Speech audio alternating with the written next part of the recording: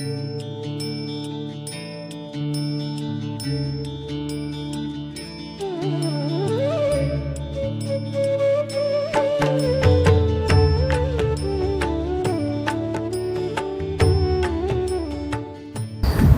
जिनेंद्र, जय गुरुदेव। आज हम यहाँ पे केवल कृष्ण जी के पास आए हैं, एवरेस्ट फूड्स वाले, तो मेरठ में। तो एक तो बाऊजी का संपर्क हमारे परम पूज्य गुरुदेव जो हैं कोंकण देश दीपक आचार्य श्रीमद विजय रत्नाकर शिष्य जी महाराज से बहुत रहा है, और इनके आज हम बाऊजी के संस्मरण सुनने के लिए आज हम इनके पास आए हैं।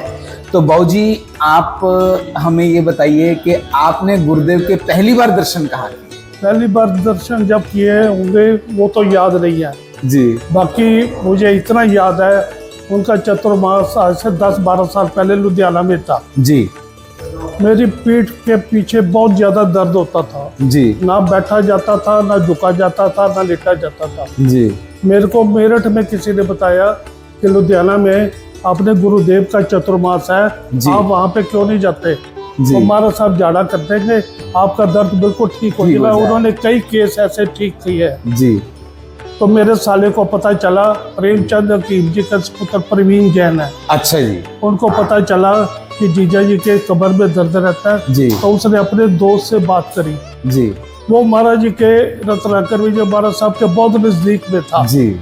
तो उसने महाराज साहब से बात करी कि महाराज साहब मेरे जीजा जी मेरठ में होते हैं जी। तो मैं उनको बुलाना चाहता हूँ, उनके पीठ में बहुत ज्यादा दर्द रहती है जी। तो आप कृपा करना। हाँ जी।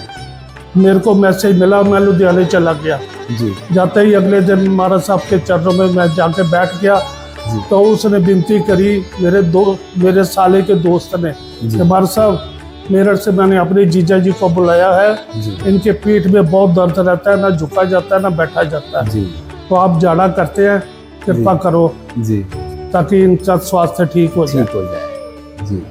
तो गुरुदेव ने थोड़ी देर सोच के बाद कहा कि देख बेटा, मैं तो ये काम मैंने छोड़ दिया है, बड़े भाई साहब को मैंने सौंप दिया है। यहाँ पे लोग तरह तरह की चर्चाएं करने लगे थे तो मैंने इसलिए इस काम को छोड़ दिया है। आप बड़े भाई साहब के पास इनको ले जाओ, मैं उनको कह दूंगा वो जाड़ा कर दें जी। तो मैं उनके बड़े गुरुदेव, मुझे नाम तो नहीं, लक्ष्मी रतन जी महाराज साहब, तो उनके पास मैं चला गया।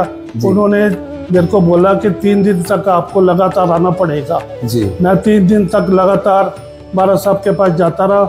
वो मेरी पीठ के पीछे जाड़ा करके मुझे कहते कि अब स्वास्थ्य आपका कैसा? मैं कहा महाराज साहब आगे से ठीक है जी। तो जब वहाँ से चलने लगा तो बड़े गुरुदेव ने मेरे को इशारे से बुला लिया, आओ बैठो मेरे पास जी। मैं वहाँ उनके पास बैठा, कह रहे क्या बताओ दर्द कैसा है? मैं कहा महाराज साहब आगे से बहुत ठीक है जी। अगर कुछ कमी रह गई है तो आप 1 दिन और रुक जाओ, 1 दिन और करवा लो। उन्होंने अपने नहीं महाराज साहब ठीक है। उन्होंने अपने पास मेरे को बिठाया, नवकार मंत्र का पाठ सुनाया, वासक शेप दिया, कह रहे जाओ जी ठीक है। तो वो दिन और आज का दिन 10-12 साल हो गया, ना तो मेरी पीठ टच वुड, ना तो मेरी पीठ में दर्द है ना कुछ है। ये गुरुदेव की कृपा है, जो उनकी कृपा बरसी अपने आप ही स्वास्थ्य लाभ मुझे मिला जी। धन्य है ऐसे गुरुदेव, उनकी पुण्य स्मृति में जितना भी हम उनको याद करें वो कम जी जी जी। बहुत धन्यवाद। तो आज हमने केवल कृष्ण बाऊजी एवरेस्ट फूड्स वाले हमारे मेरठ के बाऊजी से हमने गुरुदेव के प्रति जो उनके मन में भाव उद्गार और जो उनका अनुभव रहा है गुरुदेव के प्रति वो उन्होंने सुनाया है।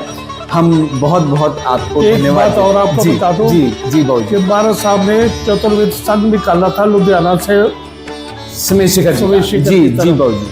तो उस समय मेरठ में मैं प्रधान पद के ऊपर था जी।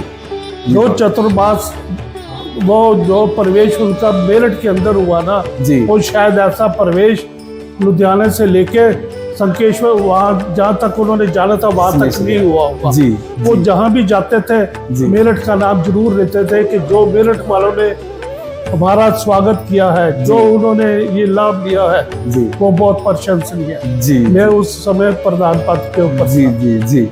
तो हमारे बाऊजी ने जो गुरुदेव की सेवा करी है और जो मन में भाव बाबूजी के गुरुदेव के प्रति हैं, हम उसको नतमस्तक हैं और बाबूजी आपके स्वास्थ्य की कामना करते हैं। और हम अपने दर्शकों को भी बताना चाहेंगे कि ये हमारे ये उपक्रम है, ये हमारा डीडी सूरी चैनल और संदेश चैनल और उस्तरा चैनल के माध्यम से हो रहा है। तो जिनको भी गुरुदेवों के जो भी मन में उनके अनुभव हैं, भाव हैं, वो इन चैनलों के माध्यम से बता सकते हैं। और 1 जुलाई की प्रतिष्ठा पे परम पूज्य गुरुदेव श्रीमद विजय रत्नाकर सुरेश्वर जी महाराज साहब की अंबाला में प्राण प्रतिष्ठा होने जा रही है। उस सब पर आप सबका स्वागत है। आप अवश्य पधारें। धन्यवाद। जय जिनेंद्र।